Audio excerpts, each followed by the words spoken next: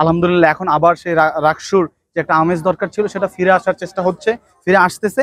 আমাদের প্রচার প্রসার আলহামদুলিল্লাহ ভালো হচ্ছে, যার কাছে যাচ্ছি খুব সাড়া পাচ্ছি, প্রচন্ড সাড়া পাচ্ছি। রাকসু এক জিনিস এবং হচ্ছে কোটাকে আরেক জিনিস, আরেকটা পার্ট রেখে, হ্যাঁ, সেটা যদি ওনাদের কোনো দাবি দেওয়া থাকে সেটা ওনারা ফর্মালি ওনাদের মতো মেনটেন করবে। ওনারা আমাদের বিশ্বাস যাতে হচ্ছে ক্যাম্পাস আবার হচ্ছে শাটডাউন ঘোষণা করবে না। ওনারা যদি শাটডাউন ঘোষণা করে তাহলে পাল্টা আমরাও আমাদের জায়গা থেকে ব্যবস্থা নিব। তবে আগামী 16 তারিখে অবশ্যই নির্বাচন হবে। আপনারা জানেন যে রাষ্ট্র নির্বাচন উপলক্ষে আমরা আমাদের এখানে বিশ্ববিদ্যালয় প্রশাসন, আমরা আইন শৃঙ্খলা বাহিনী, বিশেষ করে রাজশাহী মেট্রোপলিটন পুলিশ, আমাদের সাথে বিজিবি, র্যাবের প্রতিনিধি অফিসার আছেন, আমরা সবাই মিলে এই নিরাপত্তাটা কিভাবে হবে, আমাদের যে পরিকল্পনাটা যেটা আছে সেটাকে আমরা আরো রিভাইজ করে কোথায় আমাদের কি ধরনের নিরাপত্তা ব্যবস্থা নিতে হবে সেগুলো নিয়ে আমরা কথা বলছি। আর ভোটের দিন এবং ভোট গণনা শেষ করে রেজাল্ট দেওয়া পর্যন্ত আমাদের কার কি ধরনের ভূমিকা থাকবে, আমাদের নিরাপত্তার কোনো ধরনের সমস্যা হয় কিনা সেগুলো নিয়ে আমরা মোটামুটি আলোচনা হয়েছে। ওদের স্বপ্ন পূরণে পাশে থাকতে পেরে আমরা গর্বিত।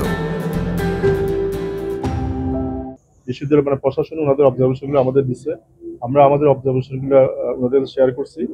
এখন বিশেষ করে ভোট গণনাকালীন কি ধরনের ব্যবস্থা নেওয়া দরকার বা ভোটকালীন কি ধরনের ব্যবস্থা নেওয়া হবে সেই বিষয়গুলো আমাদের কিছু অবজারভেশন আমরা ওনাদেরকে লিখিতভাবে দিয়েছি, আর ওনাদের অবজারভেশনগুলো আমাদেরকে দিয়েছেন নিরাপত্তা সংক্রান্ত।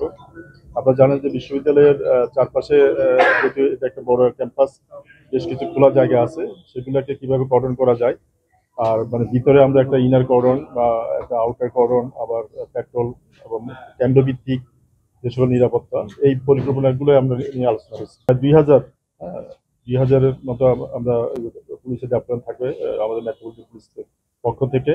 এর পাশাপাশি বিজিবি থাকবে, বিজিবি ওনাদের 6টা প্লাটুন থাকবে, র্যাবের 12টা প্লাটুন থাকবে। তো এগুলো আমরা পালাক্রমে বিশেষ করে বিজিবি এবং র্যাব ওনারা পেট্রোলে থাকবে, কিছু কিছু গুরুত্ব পয়েন্ট ওনারা থাকবে। আর ওভারঅল ভোট কেন্দ্রগুলোতে আমাদের পুলিশের লোক থাকবে এবং অন্যান্য যে সকল বাইরের যে সকল আউটার কর্ডন আছে, ট্যাক্সি কন্ট্রোল আছে, সেখানে আমাদের পুলিশ থাকবে।